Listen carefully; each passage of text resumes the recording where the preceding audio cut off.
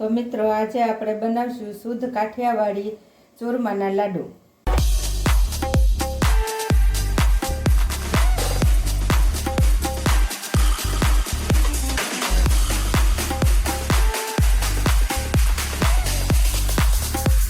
તો મિત્રો આજે આપણે બનાવશું શુદ્ધ કાઠિયાવાડી ચૂરમાના લાડુ, દેશી ચૂરમાના લાડુ।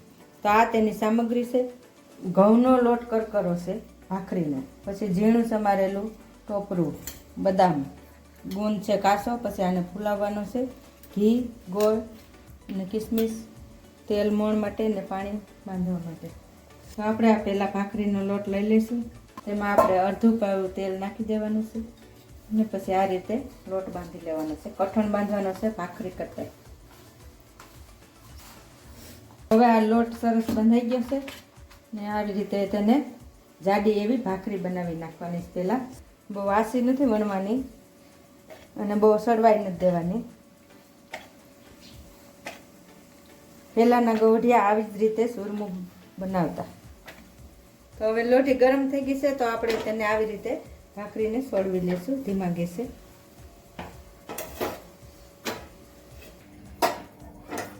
તો હવે આ ભાખરી બની ગઈ છે સરસ રીતે। તો આને થોડીક વાર ઠરવા દઈશું આપણે આવી રીતે।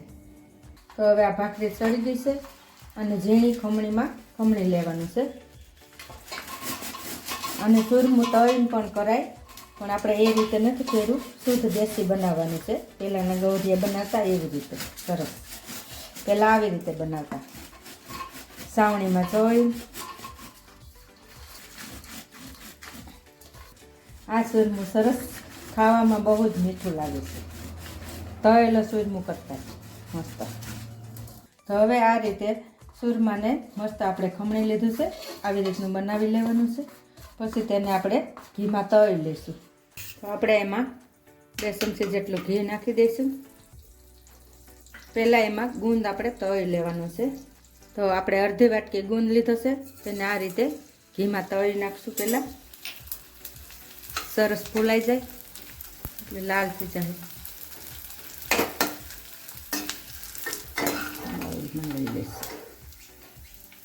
હવે આ ઘી ગરમ જ છે, તેમાં આપણે ગોળ નાખી દઈશું 1 ચમચી।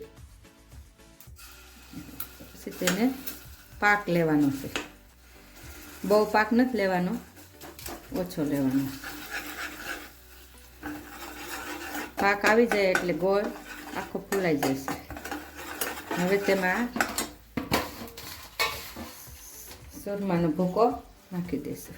હવે એમાં ઝીણું સમારેલું ટોપરું નાખી દેવું। હવે એમાં દ્રાક્ષ નાખી દઈશું, આપણે ગુંદ ફૂલાવ્યો તો તે પણ નાખી દઈશું, સરસ રીતે મિક્સ કરી દઈશું।